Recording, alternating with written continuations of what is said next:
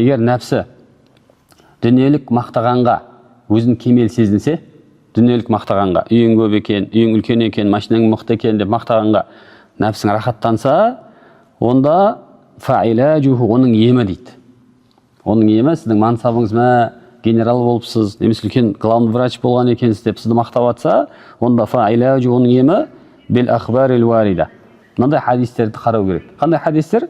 Физаммил жах. Жалпы атақтың, даңқтың датталуы жайында хадистер келеді. Атақ, мансап, құмарлық жақсы емес деген хадистерді көп оқып, өзін кішкене басып қою керек деп жатыр. Яғни дүниемен, сізді біреу дүниеңізбен мақтап отқан болса, дүние мақтауға тұрмайтын екен еске салып отыру керек дейді. Дүние неге? Өткен дүние сіздікі емес. Ертең дүниеде өткеннен кейін бұның бәрі қалады. Өткенше екенін есіңе салып отыр дейді. Дүние сіздікі емес, дүние мақтанатын нәрсе емес дейді. Дүние өткенше бір қалатын топырақ деп жатыр. Соны еске алып отыру керек екен. Және сол секілді жалпы мынандай хадистер келеді. Көрінбеудің, белгісіз болудың жалпы мақтаған және хадистерді еске алу керек екен. Белгісіз болу, көрінбеу деген не?